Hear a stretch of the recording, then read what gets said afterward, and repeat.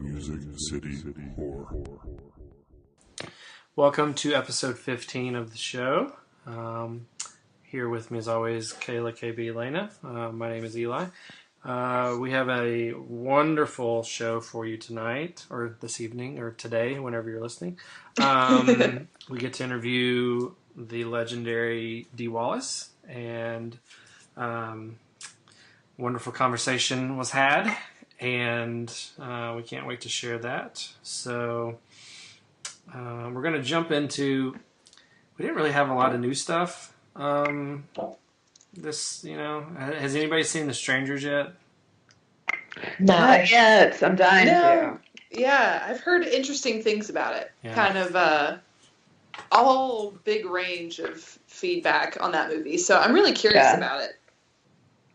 Yeah, I haven't. I've been out of town, and I'm going out of town tomorrow, so I just haven't really had a chance for movies, which, isn't great for a horror podcast to not have seen a big horror movie. And me as usual, I work too much, so I never have time to do anything fun. No. But we all watched Veronica, right? That was kind of the hot thing, a week ago. Yeah, I feel like it's like a week ago. That was like the thing on horror Twitter. And let me tell you that whoever said that was the scariest movie of the year is a pussy. Mm-hmm. I'm just going to say the full word because that movie was not scary.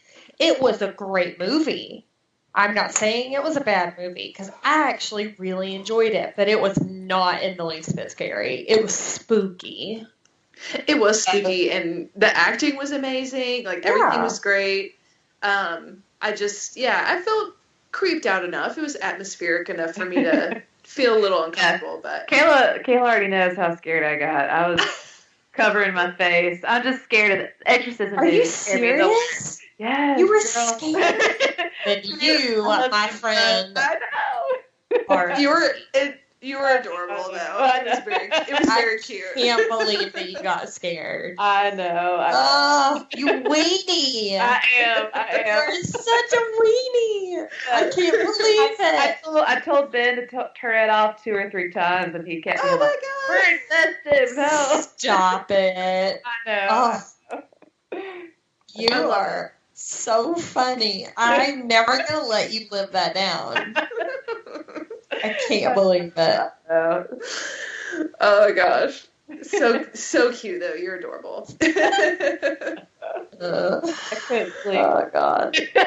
Oh my God, no. You guys. It's just the devil movies that get me. Oh, I love them. Those are my favorite. We all know I love Satan. So Satan and demons and stuff. Yep. That's my favorite thing. Oh my gosh, my old roommate was so scared of those. He couldn't even handle like me watching them in the house at all. He'd be like, I could hear it. He'd get too scared. I love it. So good. Well, that's pretty funny. Eli, what did you think of the movie? I thought pretty much what you said. I thought it was well made. It was very atmospheric, I guess. And I want a damn movie about with that nun.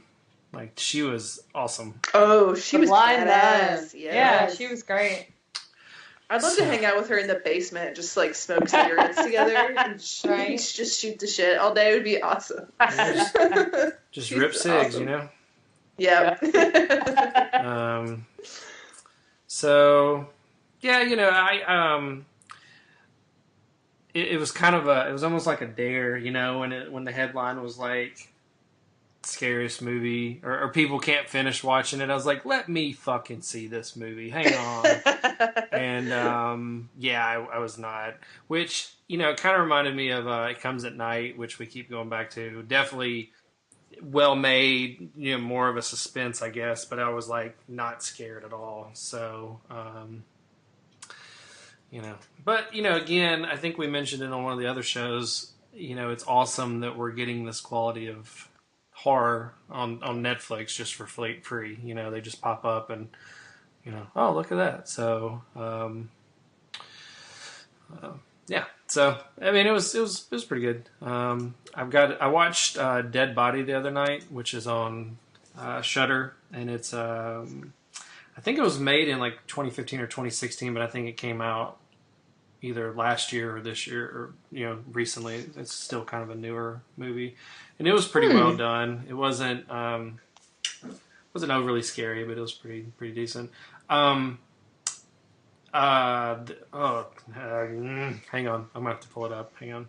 Ooh, you had it and then you I lost it. did. It was right there. It was right there. Like I could even hear that it was right there, and then it just went away as quick as it came. I just keep thinking yes. Oh, shut up! Just keeps popping in my head. Listen, for our listeners, which probably involves the team at Blue Bar Cage and Kick Out at 2, Daniel Bryan came back tonight. This is a very important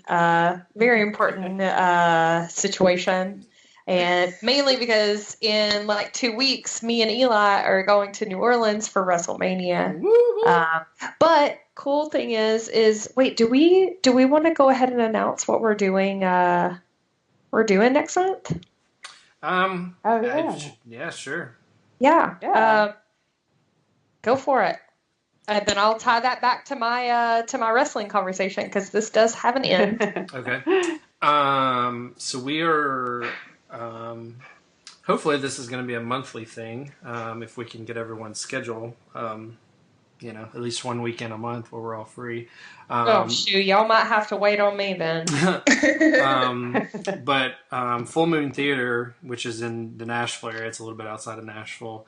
They do the Full Moon Horror and Tattoo Festival every October, and they have the Slaughterhouse haunted house is in the same building.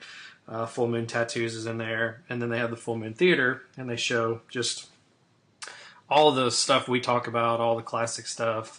They show every Friday and Saturday. Sorry, and they do. You can just buy a ticket, or you can also buy a ticket in a movie. And they do everything from like, a couple weeks ago they had lasagna and salad and just, I mean, it's a pretty cool deal. But we will be hosting, it's going to be called Music City Horror Presents, and we'll be hosting a movie. And we're going to be at the show, and we'll be talking before the movie, just talking about, I don't know, we haven't got that far yet, but we'll be talking about the movie, probably what we love about it. Maybe Elena may do some facts about it. We'll just talk about different stuff.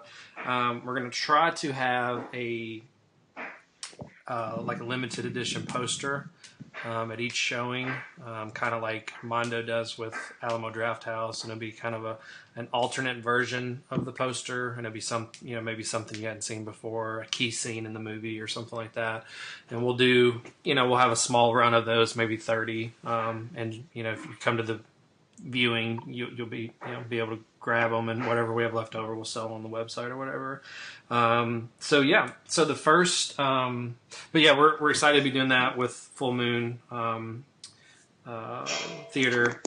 Ben and Stacy, they're the owners. Ben is one of the tattoo artists and kind of runs the theater, and Stacy is his wife. She does Slaughterhouse. We're actually going to have them on the show between now and then to talk about all things horror, related to Slaughterhouse, how they got started with that, the theater, the convention they do once a year. So that'll be on one of the shows coming up soon. But the first movie we are doing is fittingly on Friday the 13th. We are doing the original Friday the 13th. And the big thing that I'm hoping we can kind of do, and when we come up with these movies together, is just pick these movies that you maybe haven't seen on the big screen before, and there's tons from the 70s and 80s and even I'd say into the 90s that we may not have been able to see because we were too young, and it would just be awesome to see whatever on the big screen. So that's going to be the first one's April 13th, and hopefully if we draw enough people, that'll be an ongoing thing. So look out for that. We'll have more info soon, and Full Moon will have some stuff posted too. So tying that back to my conversation, just so you guys don't think that I went on a weird tangent. Our We always friends, think you're on a weird tangent. True. That's besides the point. I'm trying to be better about this, and I need you to let me live. Okay, so our friends from Kick Out at 2 and Southern Underground Pro will actually be in attendance. What's up, Jesse? What's up, Brittany? They're our wrestling friends. And actually, I'd love to have one of them on the show. We've got some fellow podcasters we might have host, so look out for that in the future. But yeah, I'm super excited. I need to buy me a nice Friday the 13th shirt to wear. Yes. Excuse to buy a new outfit. Look snazzy for everybody. Piggybacking on that, speaking of full moon, by the time this airs, it'll be over, so never mind. Well, you can mention it anyway. I don't think it'll still be fun. I'll if you're listening to this will have happened last night, so I'll post something about it on our website so you can see that we did mention it. But anyways, they're showing the premiere in the Nashville area of Death House, which we've talked about before. Michael Berryman's on it. Our tonight's guest, Dee Wallace, is in it. Kane Hodder. It's kind of the Expendables of horror, which we've been excited about for months. We'll be in Nashville at the Full Moon Theater. Mr. Kane Hodder will be in attendance at that showing. So that is a big get for the area and the community. And that's tomorrow? That's Thursday night.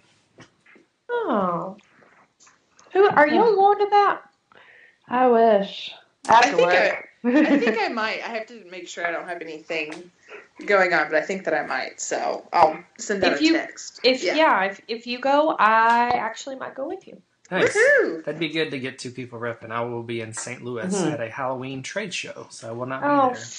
Fun. Already planning for Halloween. Yeah. Yeah, all year round. The first date of that, I was at a trade show in Florida, and then they move it, and now I'm at a trade show in St. Louis. So I'm just not going to be able to see that. It doesn't look like it.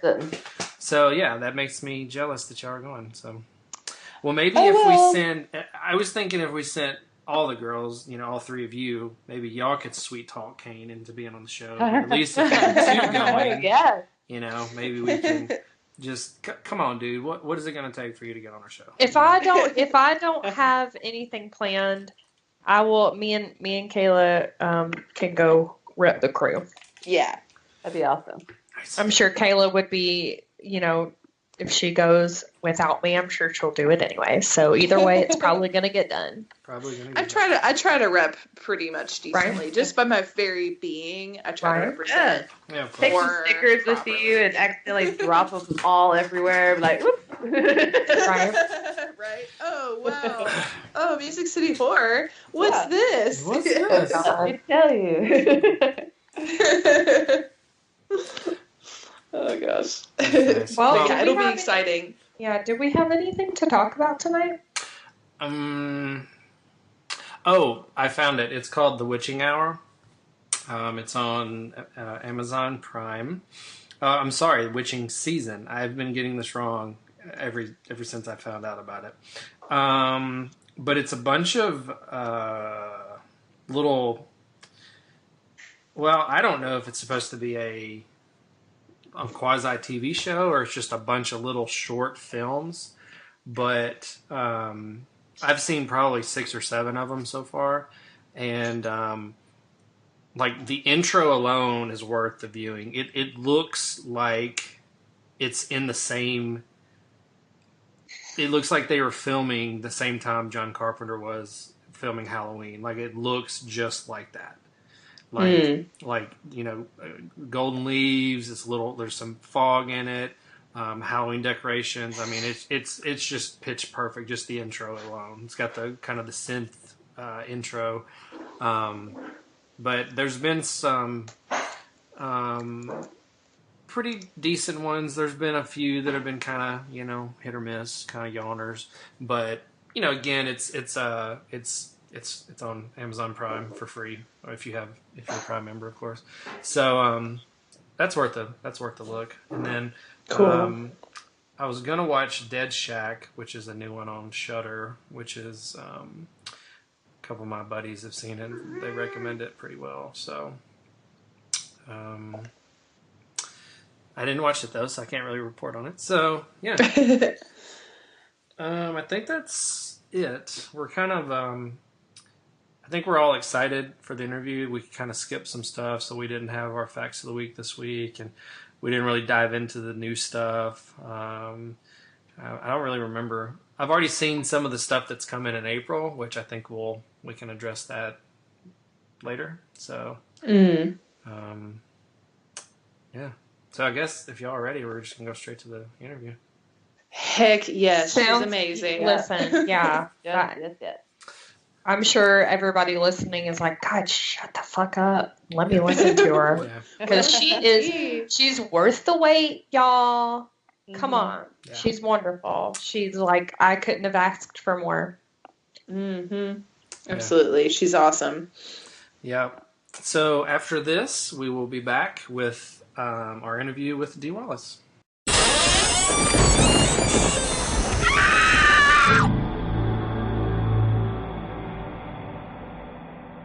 All right, so we are very excited.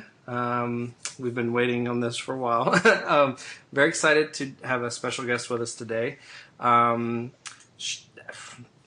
not saying this because she's right here, but she really needs no introduction. I mean, she's done film, she's done television.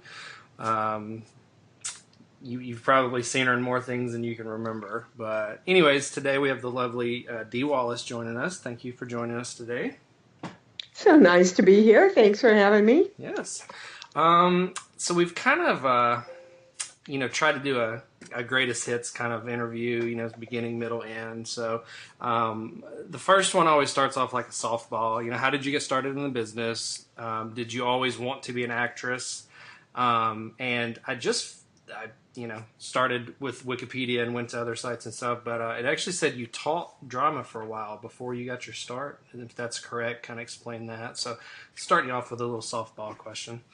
Well, I actually was a teacher first, and I did teach drama and English in ninth grade. Yay! I used to be a teacher too. Yay! Yeah. I we're good used stuff. to be a theater student, so that's near and dear to my heart. Well, 6 degrees of separation with all of us here. and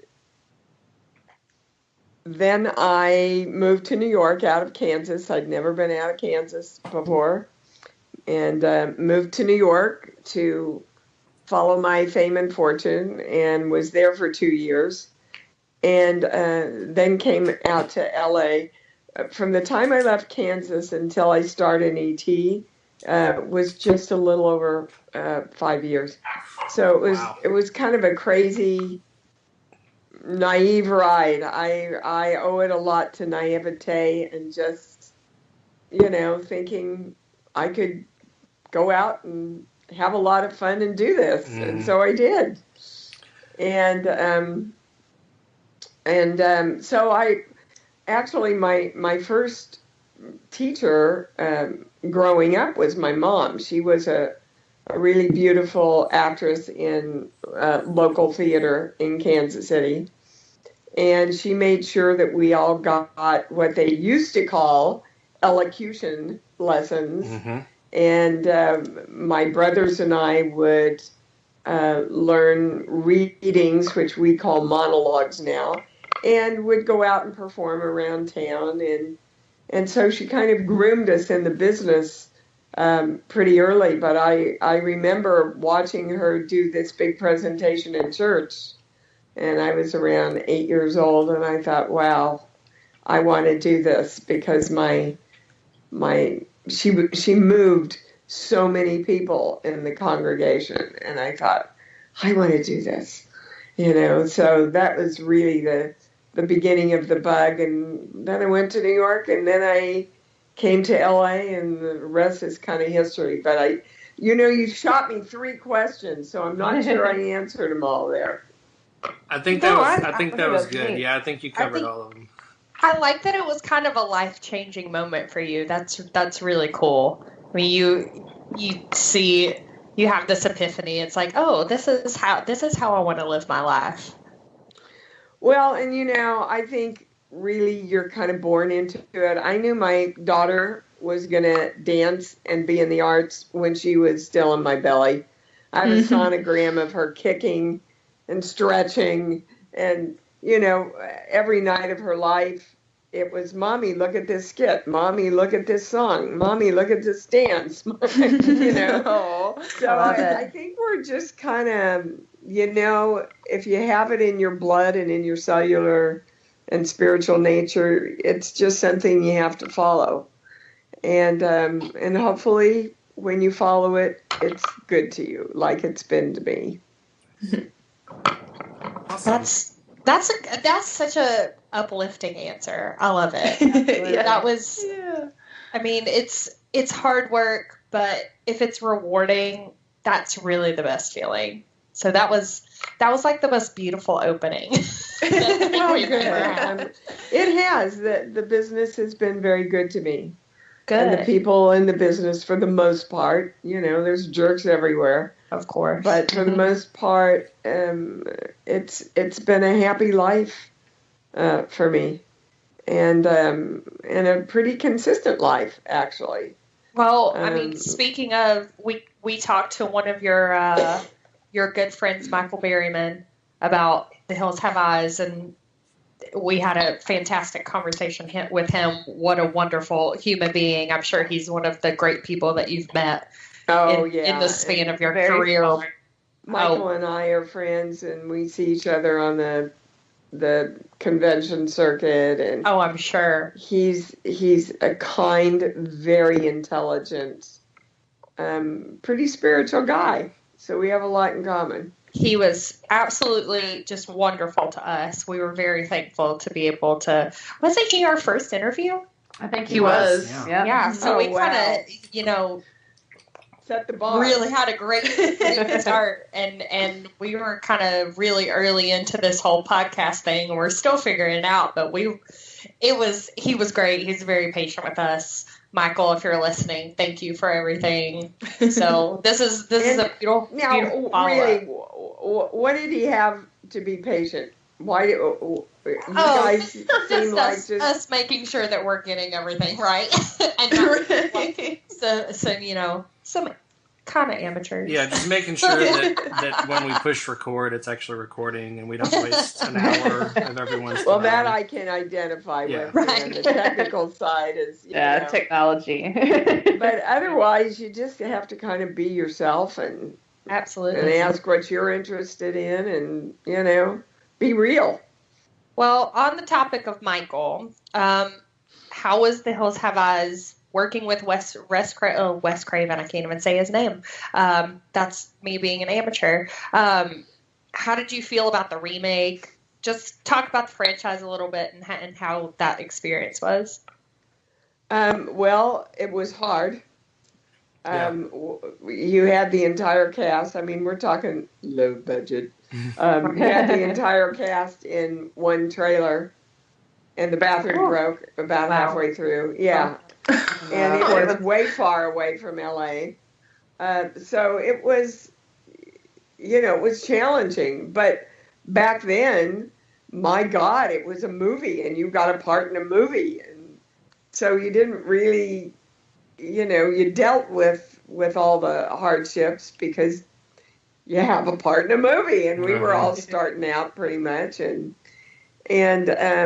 working with Wes was a beautiful, gentle soul.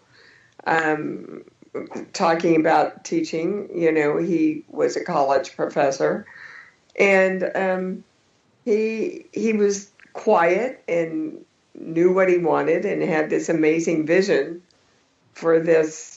Who knew it would become a cult classic? right? Mm-hmm. And working with Michael and all the actors. I mean, we really bonded together and came together and helped each other get through. And it was kind of that let's put on a show kind of thing. And then here we are, 40 years later, 30 years later, and we're still talking about it. It's crazy to me. Mm-hmm. And it'll never. I don't think that one will ever not be talked about. Yeah, it really has become a cult classic, and if I do say so myself, so much better than the remake. Oh, I will Agreed. I will raise. We all agree. But things change. Times change, and tastes change, and so many of the times they think, well, we'll take a good old horror film and turn it into a slasher film and update it, but that's not what the fans want. The fans want the real old stuff that really honors the genre. Yeah. Yeah. I think that's why Rob Zombie's been so successful. He kind of he's doing something original, but it's kind of harkers that era of the 70s and 80s, that grindhouse, and that kind of the golden era of the genre. Yeah, I agree, and you will not be disappointed in 3 from Hell. Oh, I'm so excited. Oh yes, I can't say much more than that, but it's yeah. I get chill bumps every time it's even mentioned. If you get me started, I won't stop. Yeah. And we will talk about I wish Rob I could, Zombie later too. I wish I could give you some heads up about it, but I'm on an NDA, guys. Yeah. I like being surprised. I don't like spoilers, so I want to go in completely blind. I may not even see the trailer. Yeah. And maybe Well, next year when it's out, we'll get you back on and you can talk about it in more in depth. Yeah, that'd be cool. Okay. Yeah. Well, speaking of movies that have already come out, we looked back at the Howling, which was your next big hit after The Hills Have Eyes. What was it like working on the Howling? Actually, there was a little movie called 10 in between there with Bo Derek and Dudley Moore. Right. Oh, that movie is hilarious. Yeah. Which was a little diamond of a part for me. But the Howling, I went in, I'd done a lot of TV, and so I was on the radar, and they had me come in and audition, and I got the part, and and then the executive producer, Dan Blatt, who I adored, called me and said, we've got a really good cast assembled for you, Dee, but we can't find the guy to play your husband. And I said, well, exactly what are you looking for? And he described it, and I'm going, oh my God, I'm engaged to the guy. But of course, I didn't say that. I just said, there's this guy I did shifts with, Christopher Smith or Stone. I know it started with an S. So they went out and they found him on their own. Oh, I love it. And he went in and auditioned and got the part. And a couple of days later, Dan, the phone rings and I pick it up and it's Dan Blatt. And he says, Dee? And I said, yeah. And he said, oh, I'm sorry, I must have dialed the wrong number. That actor you suggested, we really liked him and we hired him. And I said, no, you called the right number. There was this long pause, and all I hear is, oh, shit. That's so awesome. And I said, just, Dan, you'll only have to get 1 trailer, not 2. That's right. Right, exactly. Right? We're saving you money. We're a package deal. We had a really good, again, it was a love effort doing that movie, but Dan put together so many talented people, and Joe Dante and the DP on the Bond, and Jan was on Cujo. Sorry, because Dan did both of them, so sometimes I get the people a little bit, confused after all these years. But yeah, I remember that the budget was so limited that Chris and I would go out and buy honey baked hams and stuff, so we could put them on the craft service table for the crew. And stuff, because it was tight. Mm-hmm. And they were putting a lot of the money in on the acting and the different locations that we were on. So, but really great memories of doing the Howling. Well, I don't want to spoil it for anybody, so if you're listening and haven't seen this movie, turn it off now. But I did want to know, Dee, how was it transforming into a werewolf? Well, it was pretty easy. Didn't particularly like the hair they put on my face. But the contacts were, pretty easy to work with. But we got to that very last scene, and Joe said, "Oh, we'll when we do ADR, we'll put in the scream. We'll get." I said, "Well, God, give me a shot at it."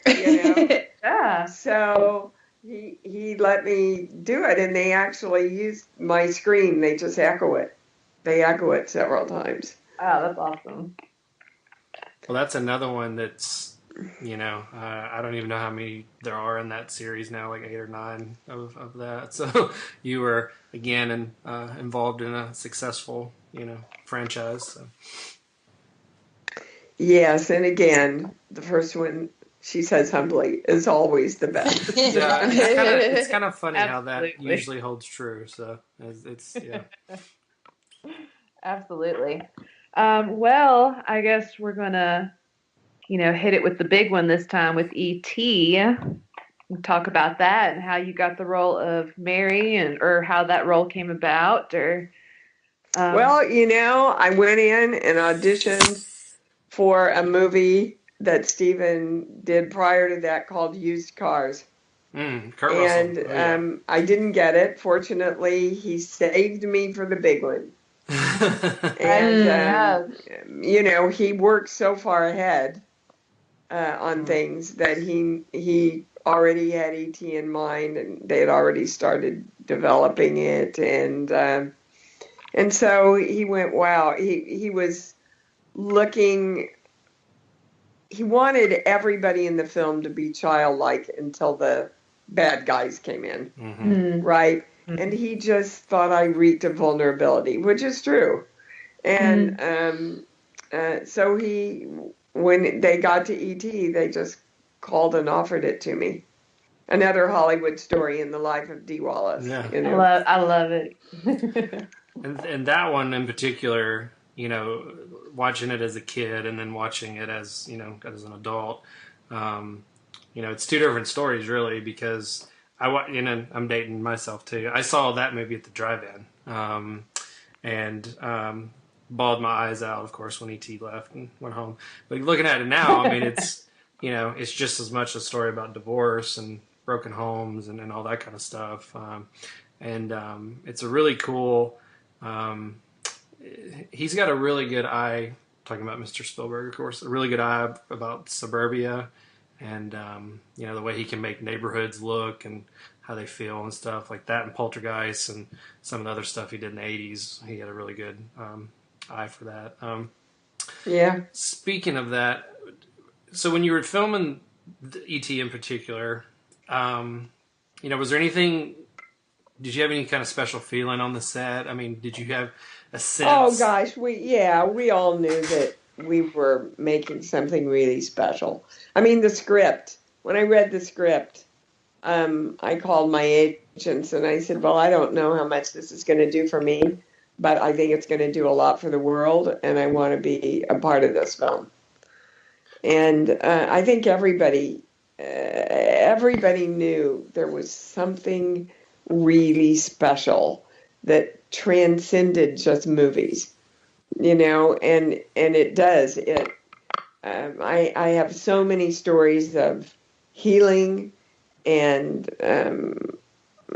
just really amazing stories that are connected to this movie. Mm-hmm. And having this movie in your life. And so I'm just really honored to be a part of that. That's gonna, I think, go on forever. It's definitely our Wizard of Oz. And, absolutely. I believe it will be around forever because it's a heart movie that is about truth, and that transcends eras and ages. And I love it. The last convention I went to, I had a 4-year-old and a 90-year-old at my table at the same time for ET. Oh, that's so sweet. That's so special. Yeah. But that movie honestly changed people's lives. I mean, it changed media and it changed the movie business, but it changed the lives of a lot of people. So I can't imagine being involved with something like that that's just so worldwide. It's a legacy, really. Absolutely, it's part of my legacy. I'm sure when they lower me into the ground, they're going to be playing the theme for me too. Well, that's a good theme. Mr. John Williams is a genius. So, yeah. But it was funny you said that because we actually had that on one of our notes that it's kind of it's up there with Wizard of Oz and like Gone with the Wind. I mean, it's a once in a lifetime kind of a film. Peter Pan. See, and isn't that interesting that most of those films that we've just mentioned also address the truth of the human spirit? Mm-hmm. The end of The Wizard of Oz, you had the power all along, Dorothy, to get back to home. Yeah. Right? And you keep your heart open and you get back to home. Mm-hmm. And Peter Pan, you want to get to home, think happy thoughts, which is keep your heart open, right? Mm-hmm. And so we keep hearing it. We keep hearing it through the good book. We keep hearing it through the great movies. And so you would think we would wake up and maybe embrace the truth of living in love.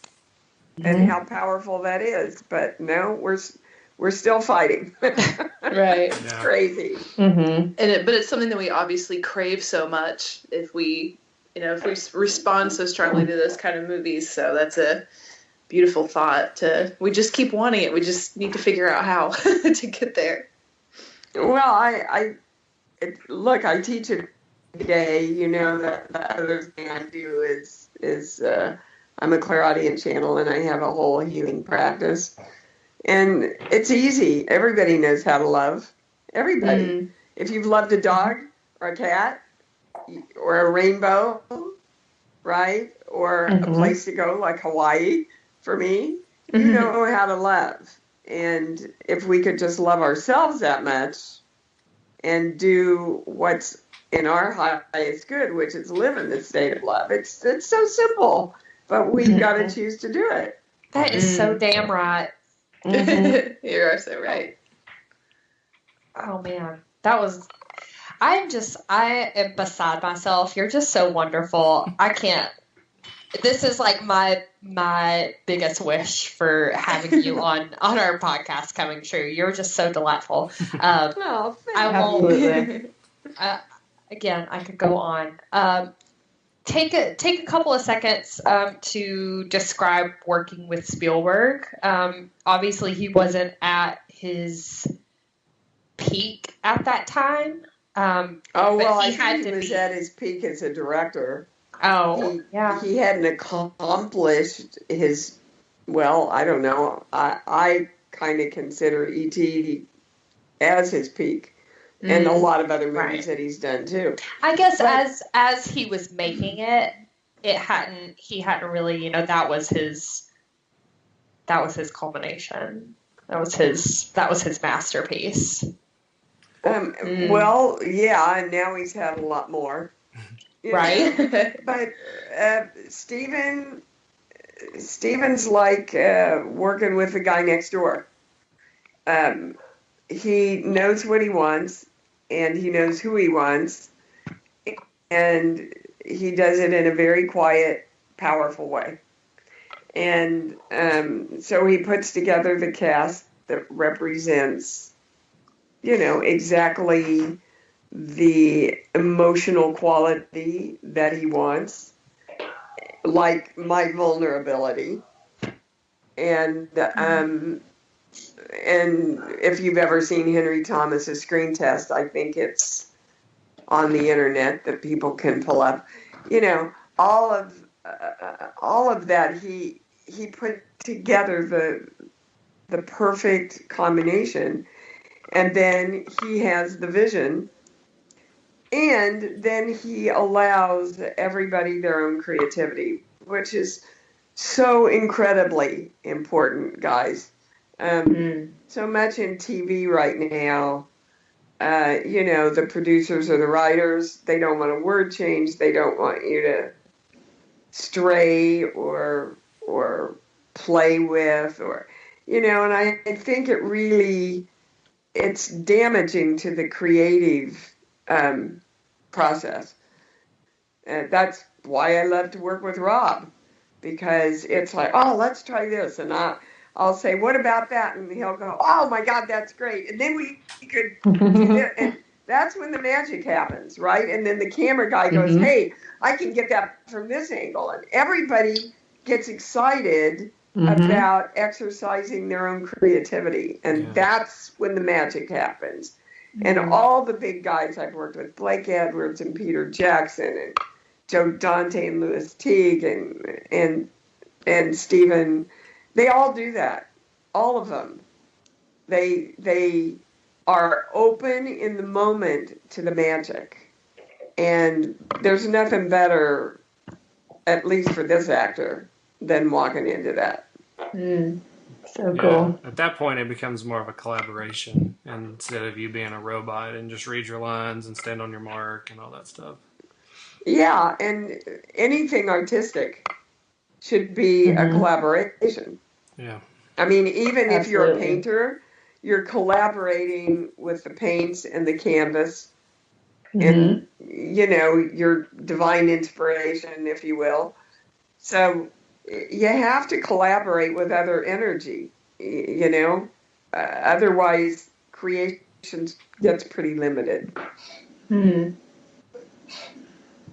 That's a good point. Yeah. We actually have a question, too, from our listener, Randy. He's our friend and dedicated podcast listener, and he loves E.T., so he's just going to die of happiness when he hears this podcast, hearing me talk about this. He has tons of memorabilia, and he has introduced E.T. to his kids, and they all love it together. And he actually has a question that he wants to ask you. What was your experience like working with the child actors on the movie, and do you keep in touch with any of them? Well, interestingly enough, I'm going to appear for the first time with both Robert and Henry at Horror Hound. Oh, I love that. This coming weekend. So we're hoping to have a really good big show. It's the first time we've done a convention together. But to answer your question, working with them as child actors, we're like working with other adults. I mean, Amazing. even little Drew, you know. Now, playing as many mothers as I've played in my life, I become kind of very protective of the kids that I work with, but they were all just professional and magic, and Stephen worked with them so well. He would go, okay, Drew, now take a bite of your hamburger, and now say this, and now look at your mom and take a bite. So they were always in the moment, right? They were in the moment, and that's how you oftentimes get really good performance from, especially the younger, kids. But I would even hear Henry go, hey, what about this, Stephen? What if I do this? And he would bring in his ideas, and oftentimes Stephen liked them. And so I really like working with kids. They have no agenda. They're just there in the moment, unless their moms have been severe about stuff. And I mean, Danny Pintaro and Cujo, oh my God. I thanked God every day I woke up that I got that kid. That's so cool. Yeah, I mean, can you imagine doing Cujo with a kid that wasn't present and couldn't act? I would have killed myself. Absolutely. It would have been rough. Yeah, you hear stories about some, child actors being worse than others. So, Yes. Well, I have never run into them, I've got to say. The kids that I've worked with, and I've worked with a lot of them in my career, have always they've just been great and talented and so present and easy to connect with. Well, speaking of Cujo, that's kind of what we wanted to touch on next, which is one of our favorite movies, absolutely. And so scary. I couldn't imagine seeing that in the 1980s on the big screen. Yeah. I just couldn't imagine. But what was it like working with the trained canines, I should say, and spending the last part of the movie in your car? Well, I can tell you, I never want to see a Pinto ever again in my life.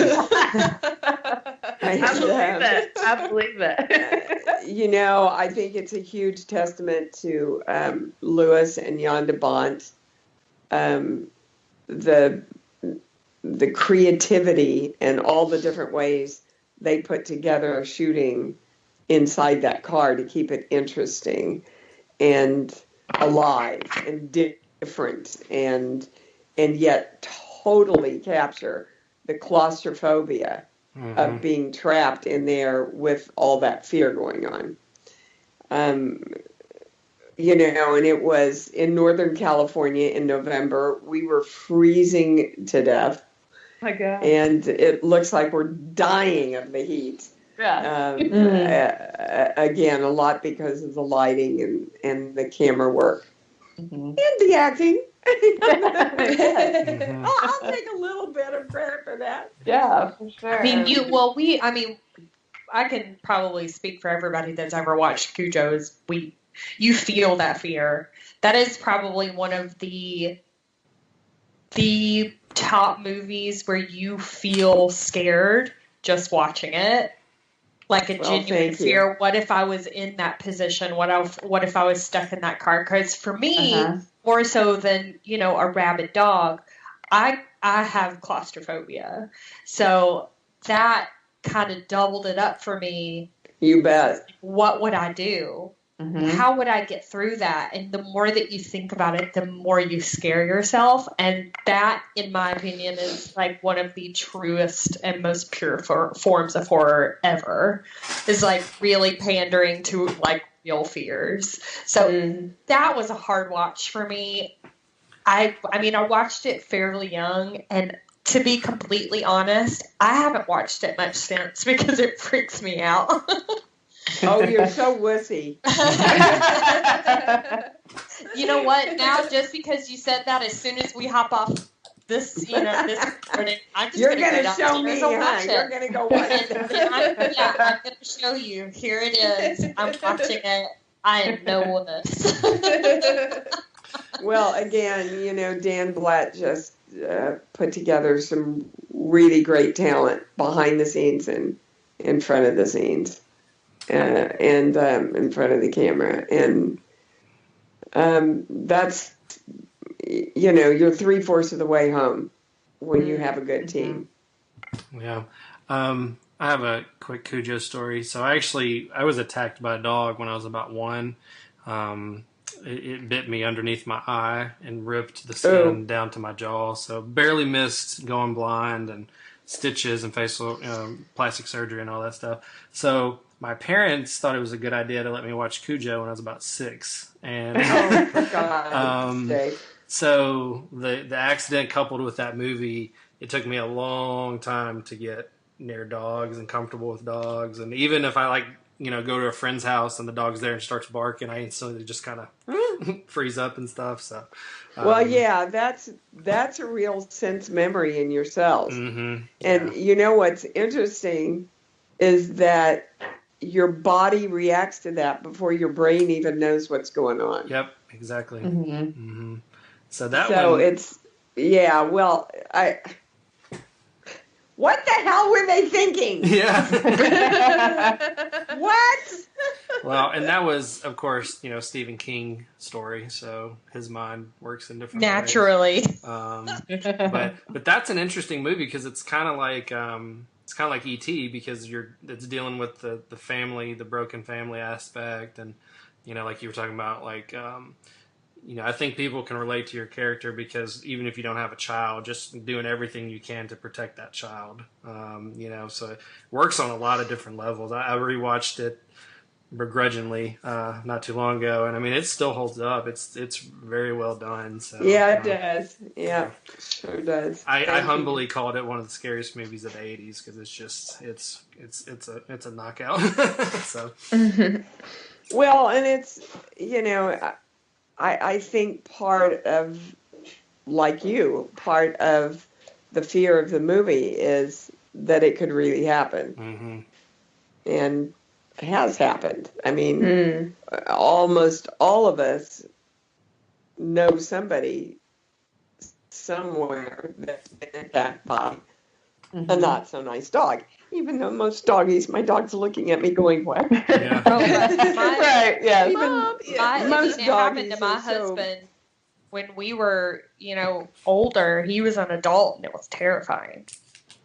I wasn't even there and I was scared. But, I mean, I have 3. I actually have a puppy of the dog that attacked my husband. And he's laying on the bed beside me chewing his bone and he's 6 years old now. So, I mean, it can definitely make you nervous to watch that movie, and then you get a little jittery around dogs. But I've been a dog owner for years, and that's an entirely different subject that we don't have time for. But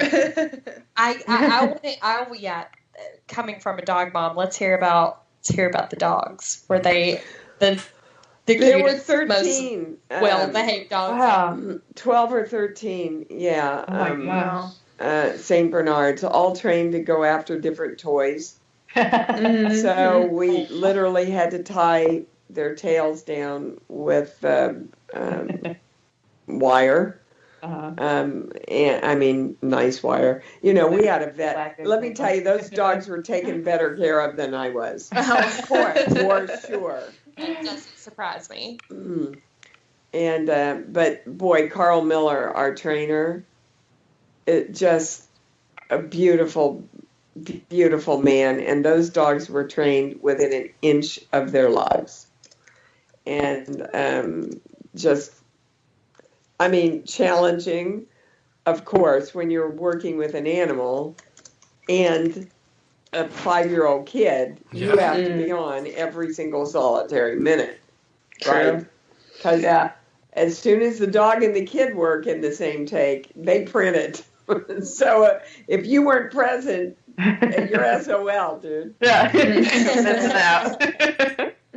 So, but yeah, again, just Cujo was definitely the hardest thing I have ever done in my life in the business, and it's my favorite movie. Nice. Well, I'm just really proud of my work in it. I think we were gonna. So you would say that's is that your favorite movie that you've ever worked on? It's my favorite movie to watch my work. Yeah. Oh, okay. Okay, I got you. I mean, there were certainly movies that were a lot more fun to work on. Yeah. Oh, But yeah. I Less sure. just Being really, trapped in a car. yeah, really. I'm sure the process wasn't that all fun and games, but you watch that movie and that's your movie where you feel the most rewarded. Yeah, I feel like I went as far as I could go, as honestly as I could go there. You watch it and you're like, damn, I'm good. Kinda. Yeah. I can do this acting thing. Yeah. You Heck absolutely yeah. deserve to feel that way. Don't be humble when it comes to that. You know you're good. You got to say it. Yeah. I did see that Stephen King said that he felt you gave the best performance of the adaptation of his books, which I think is so cool. Yeah, he's very, very generous with his comments about that, and went so far as to say I should have received the Academy Award for that. Of course, unfortunately in our business, they don't acknowledge performances or films in that genre much. Yeah. Yeah. And yeah. Yeah. It's a shame. Yeah. It's also not to date anyone, but it's also the 35th anniversary of that this year, so it's a big year. Oh my God, is it really? Yeah. Well, I must be 45 then. I was thinking you look very, very young for a mother in that film, so well, moving along, this one's kind of a wide sweeping question, but you've popped up in several, what we would call like fun or cult classic films, Critters, Popcorn, The Frighteners, which I love, saw it at the theaters, love that movie. Recently you were also in House of the Devil, which is I don't know, that's almost going on 10 years now, but in this one of my favorites. Oh, yeah, for sure. Yeah, me too. So we have a question about that in a second, but so I know each part's different, each script's different. Sometimes you're just attached to the director. Sometimes it's, hey, you can go, be in Hawaii for a month. I get all that. But what initially draws you to the part and what makes you want to be involved in the film? Is it any specific? Is it just the script? Is it the... Oh, it's the script. The script and the part. I mean,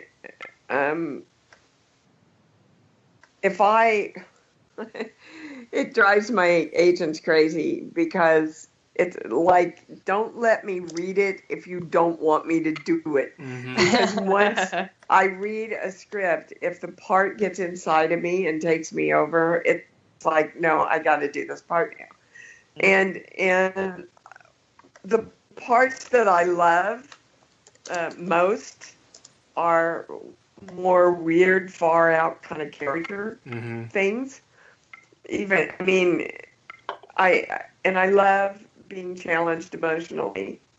I don't like easy stuff, I guess.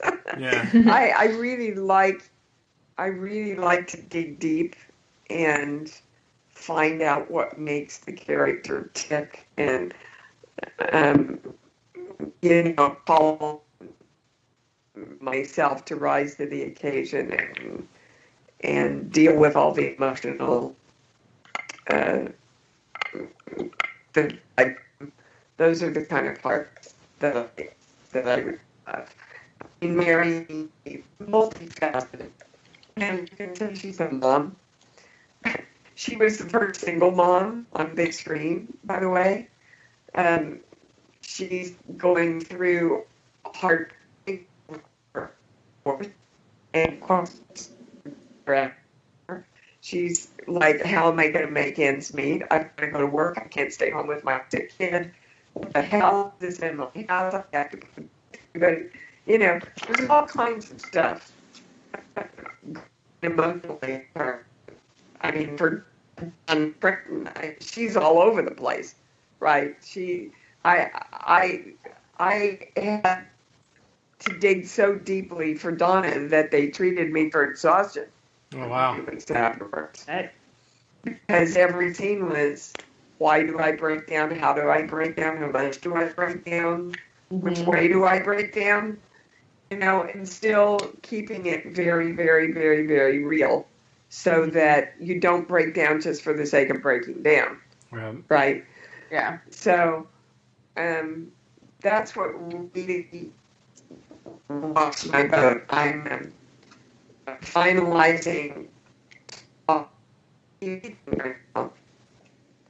which I think actresses wouldn't be too interested in doing at this point in my career, but she's crazy. She's crazy and loony, and you never know where she's gonna go. And I like this lady. I want to get inside that lady, right? So, you know, that really is what rocks my boat the most. Easy TV roles, just, you know, you can go make a paycheck, but it really doesn't rock my creative boat. Yeah. You want to, find something that you can pour yourself into, I guess. Yep. Lose myself in. Really, really Absolutely. work for that reward of seeing this film where you're like, again, like I said earlier, damn, I'm good, because you put the work into it, and you can say stuff like that. Mm-hmm. Well, I look at the ego as an opposite thing as most people. I think the ego holds you back. You know, and we all go, oh, well, it's egotistical to say how great you are. I think it's egotistical not to. Right. Because if you don't love yourself enough to know your magnificence and how special you are, then you don't bring your power into the world. And I mean, bringing your power in, not force, but power in a great way that entertains the world and affects the world and changes the world in different ways. And if you limit yourself from doing that, that's the most egotistical thing you can do, is turn yourself down and take that beauty of you out of the world. Yeah, that's true. I love that. Yeah, that's great advice. I feel like I needed to hear that too, so thank you. Absolutely. I think we all need to hear it, baby. Because from time immemorial, we've been taught the opposite by people who didn't know. And, you know, when people say, well, I'm afraid I'll misuse my power, you know, and abuse it. Well, if you always come from love is the most powerful force on this earth. And you can't misuse your power if you know clearly that you want to direct it through love. Yes. Agreed. Treat others the way you want to be treated. I mean, that's really all it comes down to. Yeah. Kindness and love. That's what it should always be. But we've heard it forever and ever and ever. So when are we all going to start living it? I mean, amen, crazy. sister. Amen. Yes. Speaking of love, I specifically asked for this question because over all things, probably I would say over Rob Zombie, I am a fan of The Office. I watch The Office maybe twice a year. But you've really worked extensively in television. The New Lassie, Murder, She Wrote, General Hospital. You got an Emmy. Congratulations. Thank you. So you've really been on a lot of stuff. Can you tell me a little bit about what it was like to work on The Office? What it was like to be Andy's mom, and really what do you look for in television in your roles, and what's the major differences, I guess, because honestly, if we want to get super technical about it, they're two completely different businesses. I mean, they are, but it's just the differences can be really, really stark. So What, talk between to us a TV little and bit. film? Yeah, I mean, I feel like it's just sometimes Yeah. you're on these tiny sets where you're not. It's not as much freedom. I mean, I guess it is depending on who you work with. Oh, but- for sure it's not. Yeah. For Yeah. sure it's not. Not these days. Right. It used to be. It Yeah. used to be, acting was acting was acting, and everything was a collaborative effort. And now actors and directors are much more limited in our business, and I think it's too bad. I'm sure there are some actors who run their sets, otherwise they wouldn't be doing TV. But for the most part, it's a lot more limiting. But doing The Office, I was actually quite surprised because everything is pretty scripted. Hmm.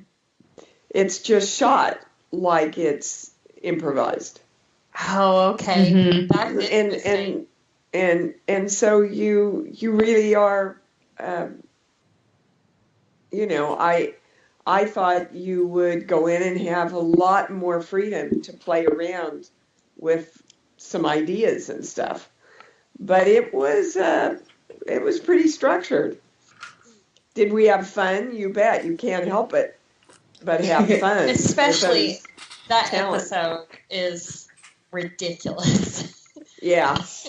And just Yeah. being part of, being part of that crazy family, being part of the Bernard family. I'm sure it was absolutely just outrageous, despite being scripted, because you're surrounded by some of the funniest people ever. Absolutely. And on and off screen, I might add. And nice people. The people on the set were just really, sweet. They're nice.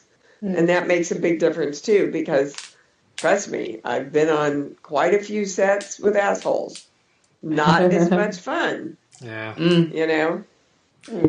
Assholes don't tend to be a It's lot of like fun. life's too long. Life's just too long to work with the assholes anymore. I just don't do it. I just don't. I don't want to do it. I don't need to work that much.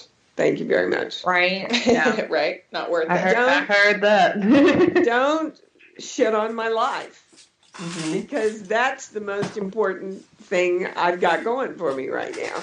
So if I'm going to go in to have an experience, I want to have a great experience. Mm-hmm.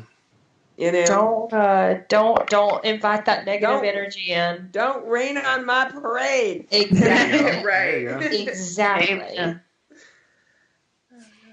Well, you've brought, speaking of people who you actually like to work with, you've brought up Rob Zombie a couple of times, and we love him. I know KB loves him, talks about him all the time, is amazing. And I know you mentioned him a couple of times, so I'd just love to hear even more about how's working with Rob Zombie. How did that partnership come to be?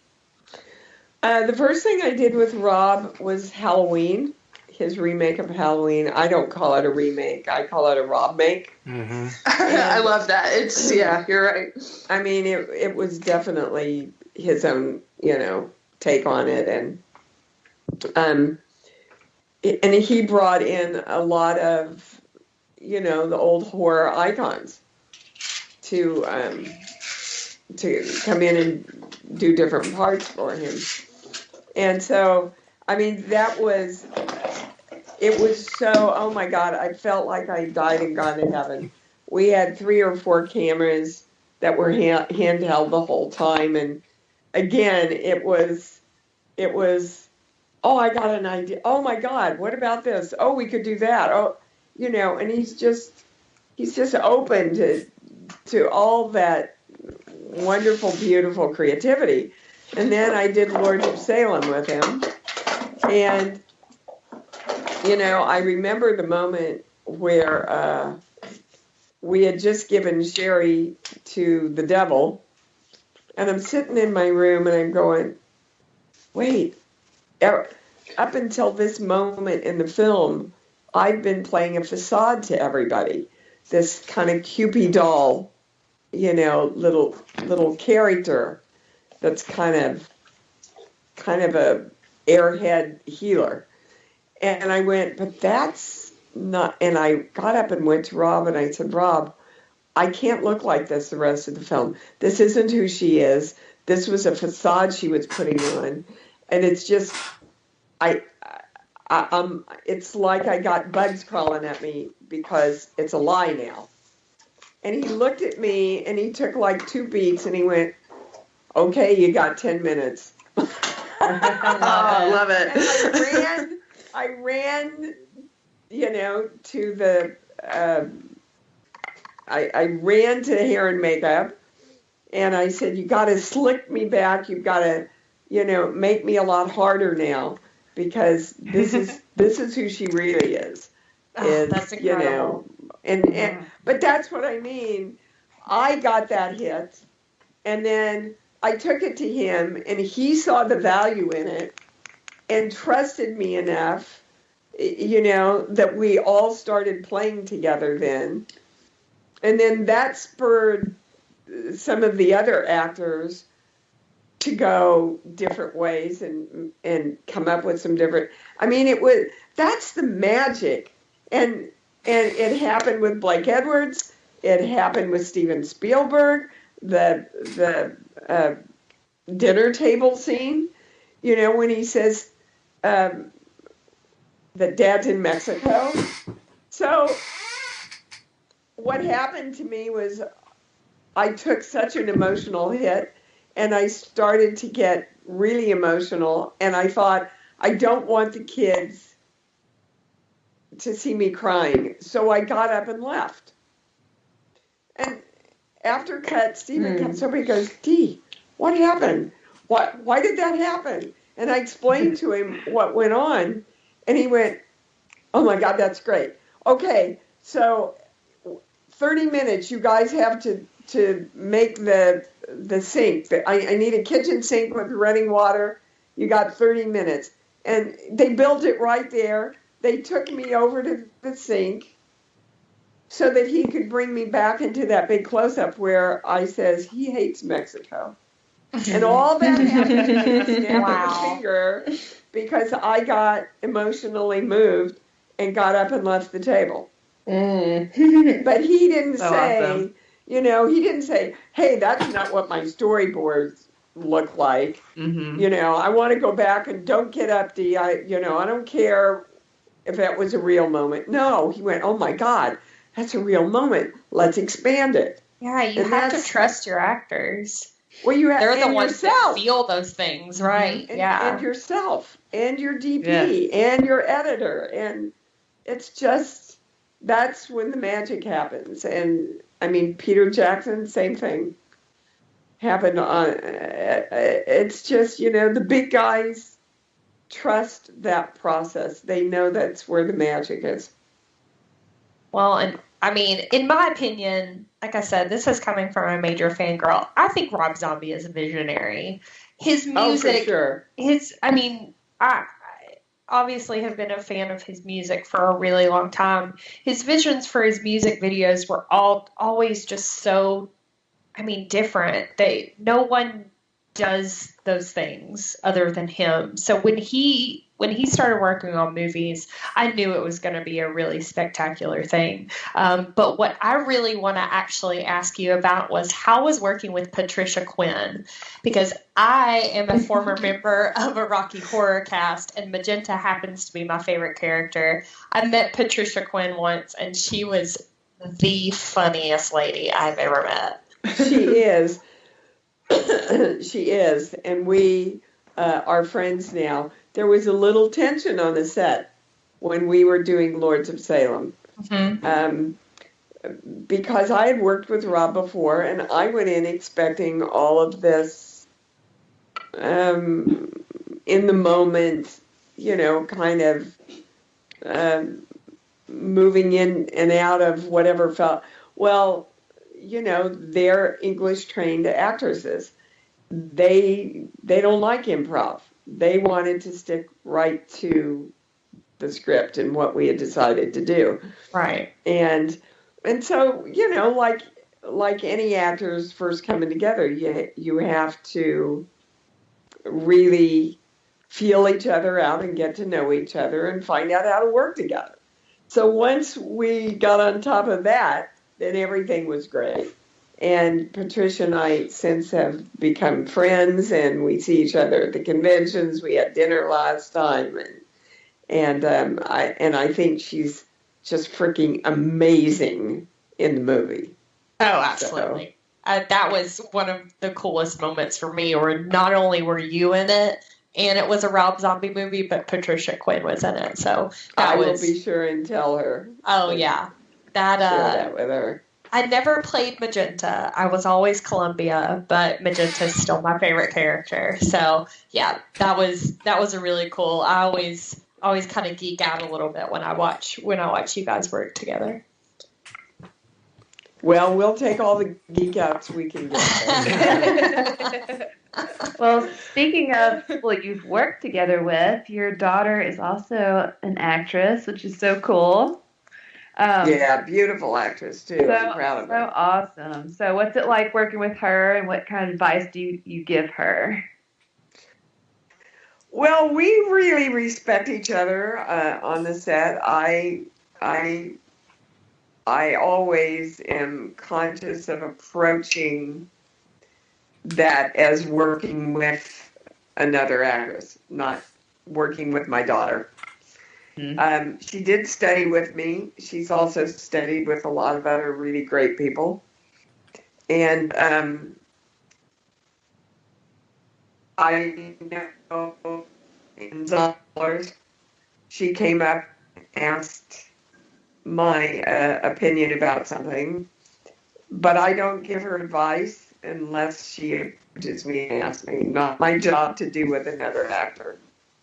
She has incredibly good instincts, and she certainly has my emotional chops. She has a very different quality than I do. She's got a tougher, more mature quality than I had at that age. I just reek this vulnerability, sometimes to my great dismay. Blake Edwards used to say, I could stand 9 little old ladies up and let you shoot them in cold blood, and the audience would go, "Oh, poor dear, it's something that happened to her when she was little." She had to do it. I love she had no choice. What did those old ladies do to her? Yeah. So I'm really hoping Gabrielle and I have a couple of things that we're having one project written for us now that we do together, and we're discussing a film with someone who wants us both to come in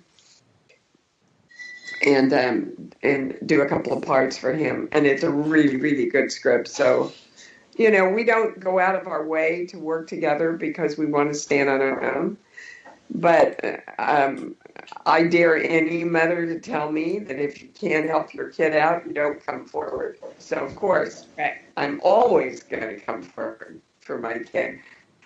It's in trying to get her hired or to defend her from any kind of wrong in the world. This mother will be there. The parts I play are not very far from who I am in that respect. I can tell you that.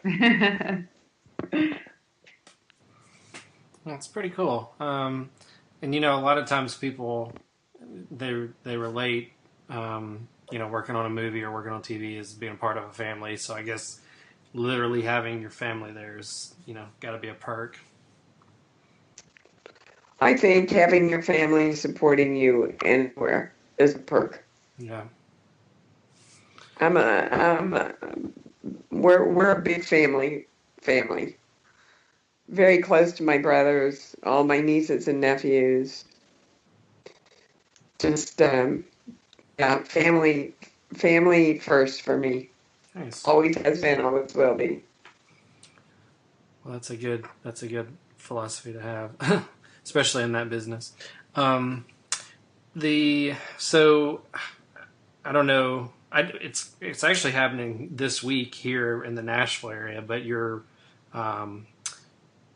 most recent release is the very anticipated Death House, which is a lot of people are saying it's kind of like the Expendables of horror. A lot of the classic people are in it, and I know you and Michael Berryman are back together, and a bunch of other big names.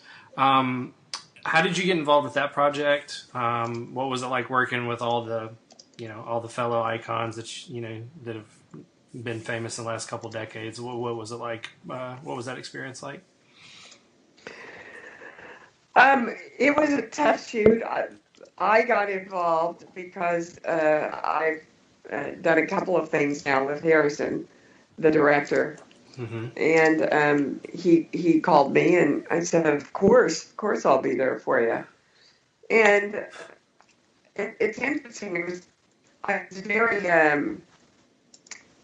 intrigued by playing this part. She's kind of like a female Hitler, right? Mm. And ultimately, I didn't like playing the part because she didn't have a heart. And all my characters are heart-driven. And so it was a difficult part for me to play because I didn't know how to find the core of the character without a heart. It was interesting exploration for me. But of course, I loved working with Harrison, and I loved working with all my friends from the circuit and horror films. And it's very bizarre, very intellectual, very different kind of horror film. Mm-hmm. It's definitely not going to run into them, you know? Yeah. Yeah, that's what we're hearing so far. Michael talked about it a little bit when we interviewed him. So it's getting a lot of buzz, and they're having the. Well, you'll have to let me know what you think. Yeah, for sure. Yes. They're doing a premiere here in Nashville, and Kane Hodder's going to be there. So it seems like everybody's kind of getting behind it. I know Harrison's been around different. I think he was in Pittsburgh or the Pennsylvania area for a thing, and then back in LA. Yeah, that's where he lives. Yeah. Yeah. So should be good. We're pretty excited about it. Well, let me know. Oh, we will. We will give you our full review, and I'm sure glowing recommendation. Of course, we will be your number one promoters. We are all over it. So we're actually going to jump away from movies and talk about your radio show, Conscious Creation. So tell us a little about this. What brought you to being what do you call it? So, can you call it self-help? Because obviously this entire time you've been giving us this grand advice, which is, so awesome. I feel very blessed that we're getting to talk about scary stuff and life with you. So I know the two sides of Dee Wallace here. Right. That's what makes you so magnificent, is that you are this like very positive, very, kind human being, but then you love scary stuff, and that's very, very rare. I'm a clairaudient channel, which means I hear messages. And when my husband of 18 years, Christopher Stone, that starred in a lot of movies with me, died, I kind of fell to my knees and said, I want a way we can heal ourselves. And within seconds, I got the first message, which was use the light within you to heal yourself. I'm still learning what that means. But I must say, I've been doing this for 25 years now. People are just really discovering that I've been doing it for 25 years. I have a free call-in show every 9 a.m. Pacific time. on Blog Talk Radio that goes out all over the world, where people can call in and ask questions for guidance from the channel.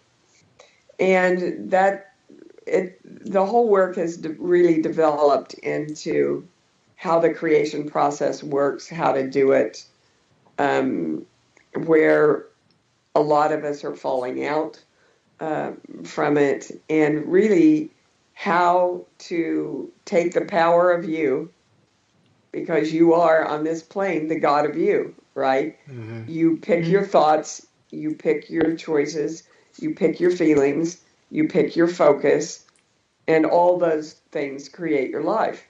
So how do you take responsibility for that so that you can create the life you want instead of the life of fear and limitation that you've been taught to accept, because eons ago they said, wow, we can't teach them the real truth. We can't make them that powerful because then we won't be all powerful. Mm-hmm. So we have to take their power away, and now it's up to us to go, you know what? I'm getting it back. This is BS. I'm not buying this anymore. Yeah. So in a nutshell, I teach the creation process. I teach love. I certainly teach self-love. And I know that that's what it's all about. That's the creation of everything. And the more we can love ourselves and be powerful in the knowing that we are in charge of creating and manipulating our own energy toward what we want, the more truly powerful we are in this world. And it's really cool that you're saying all of this, because in my day job, I'm a leader, so I really have to make sure people that are, using their time in a positive way and being their best self in business. But I've also kind of become a life coach at work. Everyone always comes to me with advice, and I always tell people, you are in control of whether a situation is negative or positive. You can make things positive if you really want to, and you can do the things that you feel like you need to do in your life to make it positive. The only thing that's stopping you is you.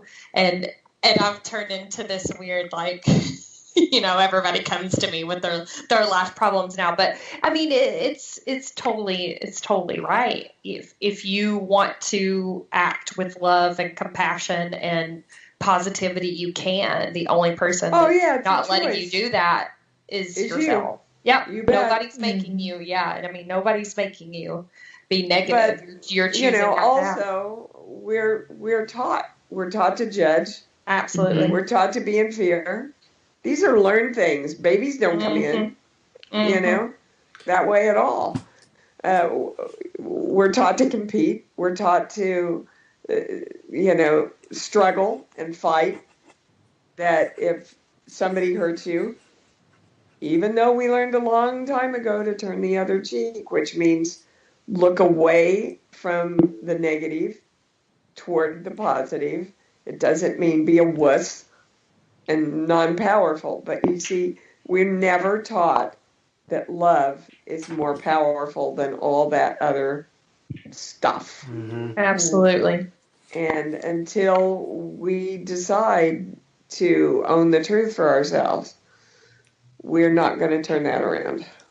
Yeah, and it makes sense in the current climate. I mean, the United States has been at war, I think 90 to 95% of the time we've been a country, and it keeps coming back to kind of what you're saying. I mean, the answer is very simple and very obvious, but for example, like war, why do we keep going to war? Why don't we just try to go for peace? And it's like, well, there's no money in peace. There's money in war, and holding people back and all that kind of stuff. So, I think that what you're talking about is, very relevant for our modern times. Yeah, we are a world that has lost its self-integrity, I think. You know, so, you know, if you watch an hour of TV, you will get about 50 messages of sickness. Oh, totally. You're going to get sick. You're going to get sick at this age. This is the medicine that you should be on. By the way, it's probably going to make you feel really crappy, but you really better get it because, oh my God, these are the symptoms. Do you have any? And if you're not conscious, your subconscious goes, okay. Well, that sounds like me. I might as well, you know, I guess I have to do this.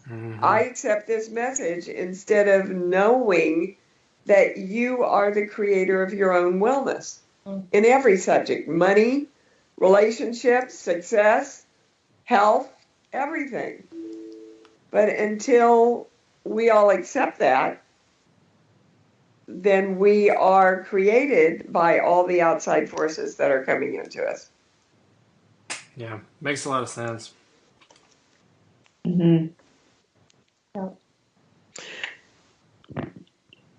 Wow, just it's like you have to take a moment to like really take all of this in. I feel like my life is being changed on so many different levels today. I invite everybody to check out my website and find out more about this stuff because it's really empowering. Please take this moment to give us your websites, what your book names are, your social media. Please, we would love to have all of that and give our listeners all of that so they can listen to you and keep up with you if they don't already. Well, my website is DeeWallace.com. Can't get any easier than that, guys. There's a lot of free stuff on my website to listen to start you off. I have a fabulous webinar on how to get unstuck next Wednesday. Not tomorrow, but a week from Wednesday. There's just a lot of stuff on the website. My radio shows every Sunday morning. I do private sessions every day all across the world. You can sign up at DeeWallace.com.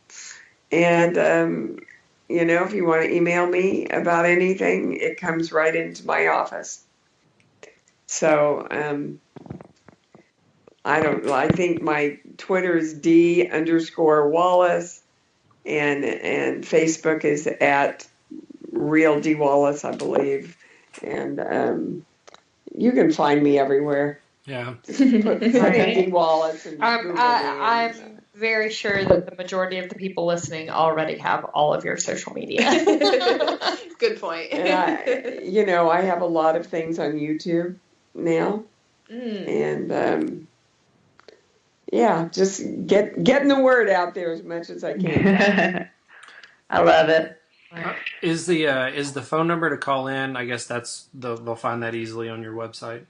Yeah, it's right on the homepage of my website. Yeah, awesome, perfect.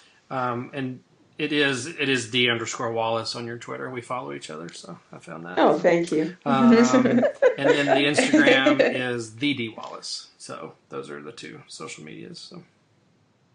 The Dee Wallace. The Dee Wallace. Yes, I am. Cool. Well, I think that about wraps it up. We appreciate your time. We went a little bit longer than we were planning on our end. I don't know if we told you or not, but yeah, we went a little bit longer. So we appreciate your time. This has been an awesome conversation, and it has, guys. Yeah, I really again, enjoyed hanging with you. So very honored. Such a pleasure to have you here.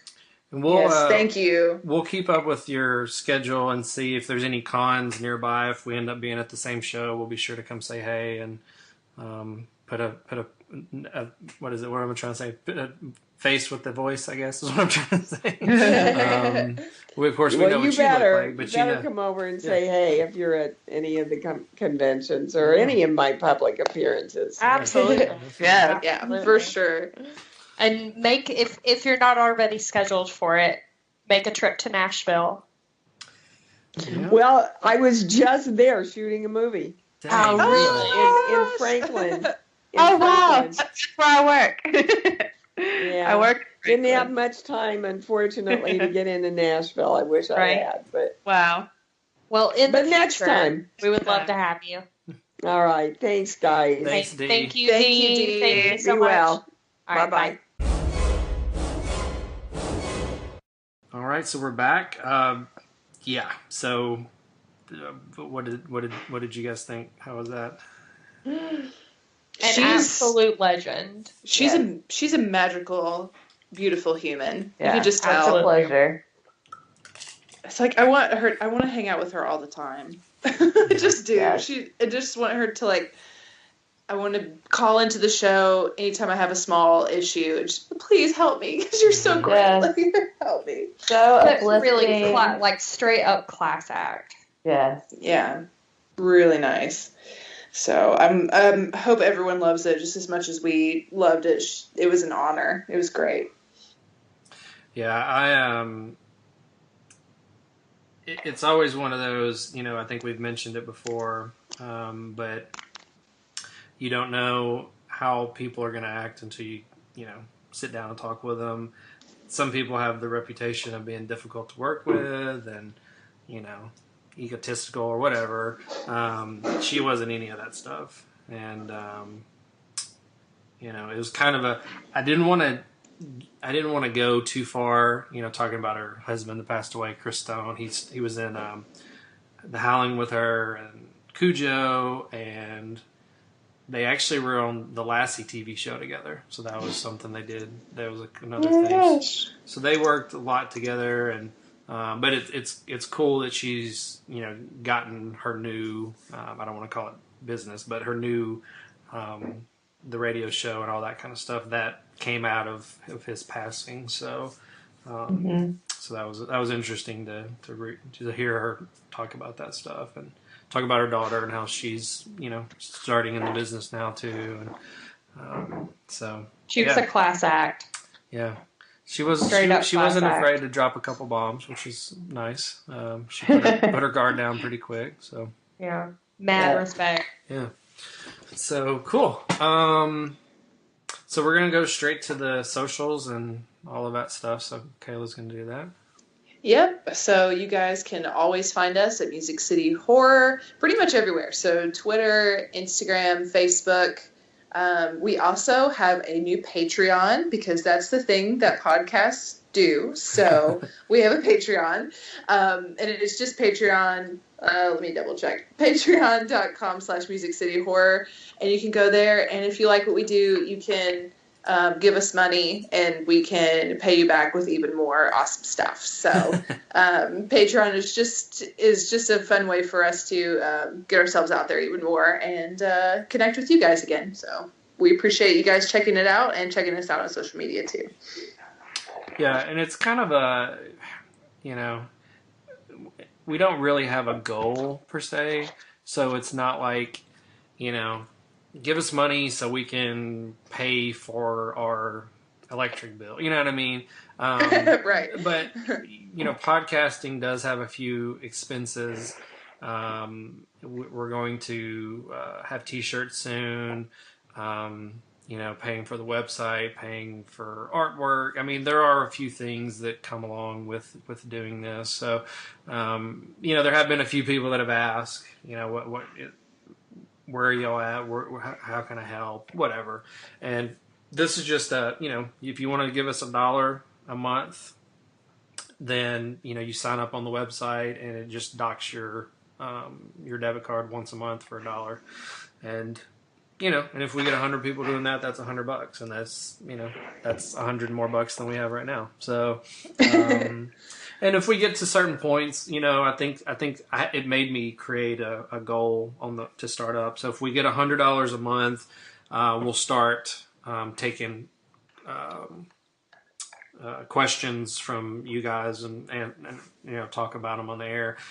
We were on Instagram Live just while we were doing the Dee Wallace interview, and we had some people asking some questions. Couldn't get to them because of the way the flow was, but that's something we'll definitely do. And then if we get up to say $250 a month, we'll start doing more videos just on the Patreon website that you can only get to on there, and stuff like that. So So again, it's just something we created to help you guys get involved if you wanted to help us out, or throw us a buck. So, not mandatory. We'll keep doing this either way, but Yes. but that's, I think, it. I think we're going to mention. Oh, we did mention the full moon thing. T-shirts are coming. If you happen to come to the April 13th thing and full moon, I should be here by then. And then we'll also have the posters for that event. I don't know how many we're going to end up doing. We might do 50, we might do 30, but it'll be a limited run. I think we'll do that at each showing, just a small amount of posters, so you got to be there to get them. And if we do have any extra, then we'll have put those on the website. So, but yeah, got some cool stuff working, and I think that's it. Unless you guys got something. No. We'll just let you marinate in the brilliance that is Miss Dee Wallace. So Yeah. I think that's pretty much it. That's a good plan. That's a good plan. Well, all right. We will see you next time. And oh, I forgot. If you get a chance, go to our website and look up our previous guest, Linnea Quigley. Someone set up a GoFundMe for her. She evidently hired, I guess, a contractor to kind of do some work on her house, and not only did he leave the house with like black mold and some other crap, he like skipped town and ripped her off. So, man. So awful. yeah, and she's so sweet. She's such an awesome person. So we've got the link to that GoFundMe on our website. So musiccityhorror.com.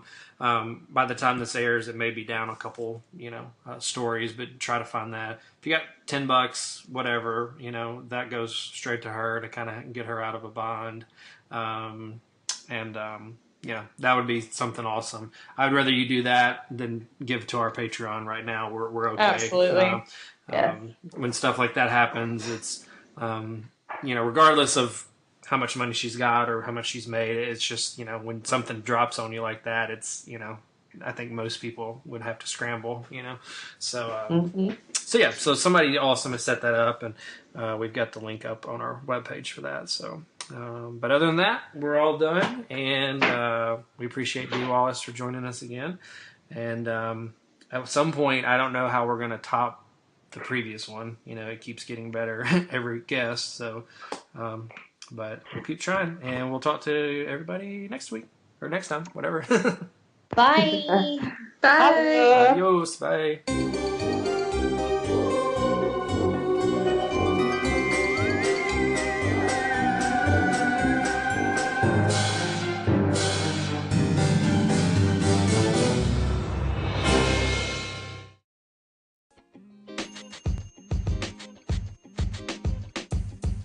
The podcast you just heard was recorded with Anchor. If you want to make your own, download the Android or iOS app completely free from anchor.fm/podcast. That's anchor.fm/podcast.